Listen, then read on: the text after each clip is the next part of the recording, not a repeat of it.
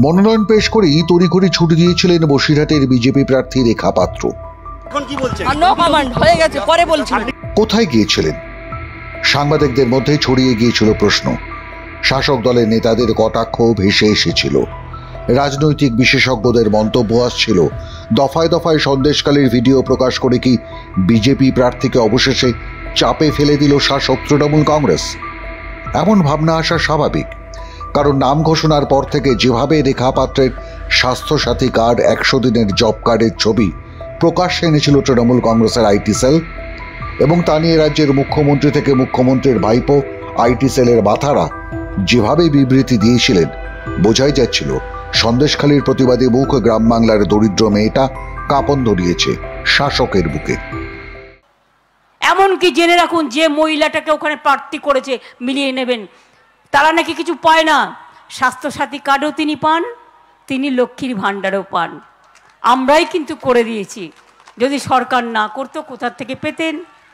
আমি খুশি যে আপনি পাচ্ছেন, একবার তো স্বীকার করুন। মহিলাদের সম্ভ্রম 2000 টাকায় বিক্রি করে সেই দলকে সারা দেশের মানুষের কাছে আমি অনুরোধ করব, ভোট দেওয়ার আগে 10 বার ভাববেন। তারপর একে একে সামনে আনা হয়েছে সন্দেশখালীর সাজানো স্টিং অপারেশনের ভিডিও। তা নিয়েও সরব হয়েছেন রাজ্যের মুখ্যমন্ত্রী মমতা বন্দ্যোপাধ্যায়, তার ভাইপো সাংসদ অভিষেক বন্দ্যোপাধ্যায়। এমনকি জেনে রাখুন, যে মহিলাটাকে ওখানে প্রার্থী করেছে মিলিয়ে নেবেন, তারা নাকি কিছু পায় না। স্বাস্থ্যসাথী কার্ডও তিনি পান, তিনি লক্ষ্মীর ভাণ্ডারও পান। আমরাই কিন্তু করে দিয়েছি। যদি সরকার না করতো কোথার থেকে পেতেন?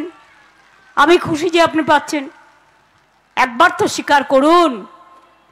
একটা রাজনৈতিক দল এবং তাদের নেতারা যে এতটা নিকৃষ্ট মানের, এতটা নিচু তলার, এতটা নির্লজ্জ, এতটা বেহায়া হতে পারে, এতটা নির্মম হতে পারে, আমার জানা ছিল না। পাল্টা সরব বিজেপিও। রাজ্য সভাপতি সুকান্ত মজুমদার থেকে বিরোধী দলনেতা শুভেন্দু অধিকারী সিবিআই তদন্তের দাবি জানিয়েছিল সবাই। সন্দেশখালীর ঘটনাকে ধামাচাপা দেওয়ার জন্য চেষ্টা। 700 জন এফিডেভিট করে বলেছে আমাদের সাথে কারো মলেস্টেশন হয়েছে, কারো রেপ হয়েছে। একজন মহিলা হাইকোর্টের বিচারপতির সামনে বলেছে যে তাকে 15 দিন ধরে তৃণমূল পার্টি অফিসে রেখে ধর্ষণ করা হয়েছে। কই, সেটা তো বলছেন না। সন্দেশখালীর বিজেপির মন্ডল সভাপতি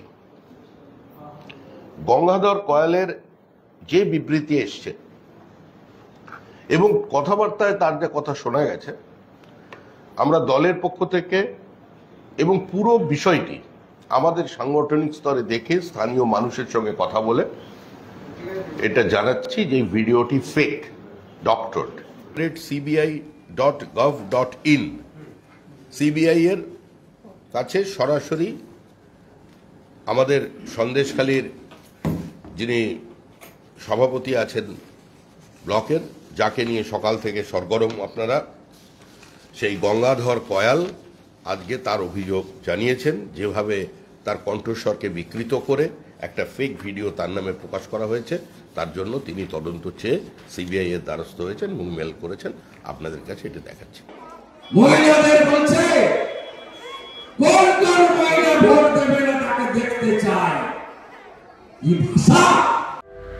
তবে এখানেই শেষ নয়। রেখা পাত্রের মনোনয়নপত্র জমা দেওয়ার ঠিক আগের রাতে তার নামে করা হলো এফআইআর। করলো বা করানো হলো শাসক দলের পক্ষ থেকে। গ্রামের একটা সহজ সাদাসিধে মেয়েকে স্রেফ ভয় দেখিয়ে দেওয়া পুলিশের। সে কারণেই প্রশ্ন উঠছিল, মনোনয়ন জমা দিয়ে হঠাৎ কোথায় উধাও হয়ে গেলেন রেখা পাত্র? কোথায় গিয়েছিলেন বসিরহাটের বিজেপি প্রার্থী রেখা পাত্র? গিয়েছিলেন হিঙ্গলগঞ্জে।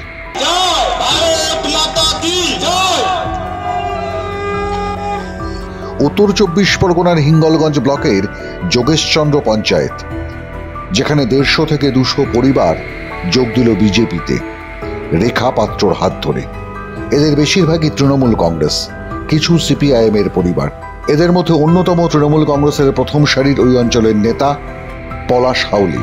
তিনি বলেন, যেভাবে তার পুরনো দল তৃণমূল কংগ্রেস একের পর এক দুর্নীতিতে জড়িয়ে পড়ছে, লোকজনের কাছে আর মুখ দেখানো যাচ্ছে না। সম্মান রক্ষা করার জন্য পতাকা তারা হাতে তুলে নিচ্ছেন।